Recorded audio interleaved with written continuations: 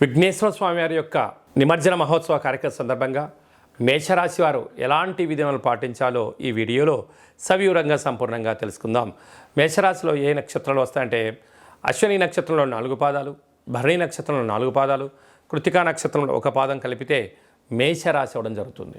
అలాగనే చాలామందికి పుట్టినటువంటి కాల సమయంలో డేటా బర్త్లో లేనటువంటి కారణం వలన పేరు యొక్క మొదటి అక్షరాన్ని అనుసరిస్తూ ఆ రాశిని తెలుసుకునే ప్రయత్నం చేద్దాం. చూ, చే, చో, లా, లీ, లు, లే, లో, ఆ అక్షరాల వారందరూ కూడా మేషరాశి జాతకులే.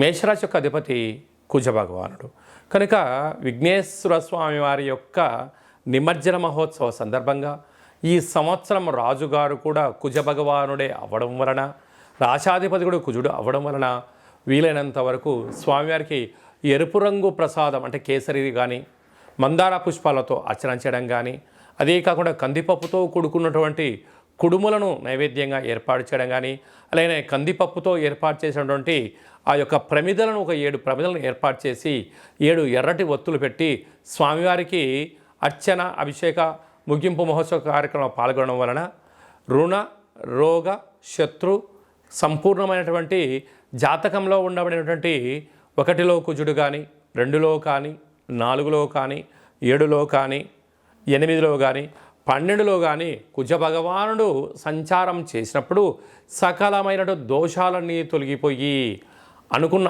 ఐశ్వర్యానికి మీ సొంతం చేస్తారు అని చెప్పి గమనించాలి.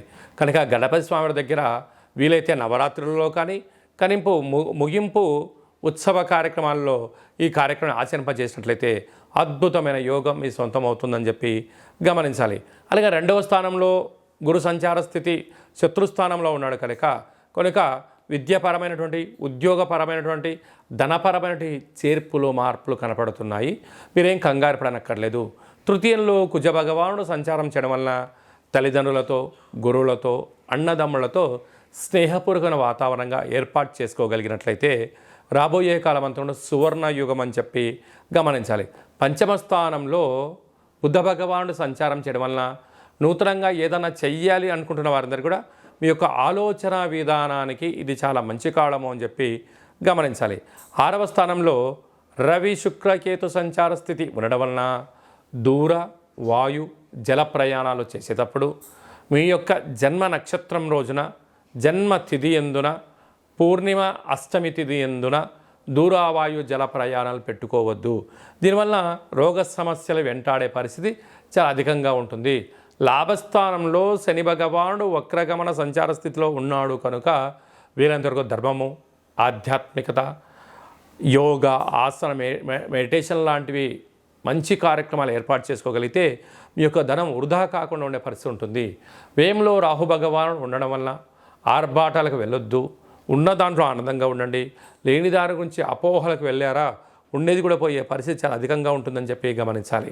అలాగే సాఫ్ట్వేర్ ఉద్యోగస్తులు, హార్డ్వేర్ ఉద్యోగస్తులు, సినిమా రంగాలు, అలాగే గృహ భవన నిర్మాణ కార్యక్రమం చేసేవారు, వ్యవసాయ సోదరీమణులు, స్వయం వృత్తులు చేసుకున్నటువంటి వారందరికీ పెద్దవారిని అంటే గతించినటువంటి వారి యొక్క స్మరణ, వారికి మీరు పెట్టేటువంటి కార్యక్రమాల వల్ల సర్వత్రా మీకు శ్రీరామ రక్ష అని చెప్పి గమనించాలి.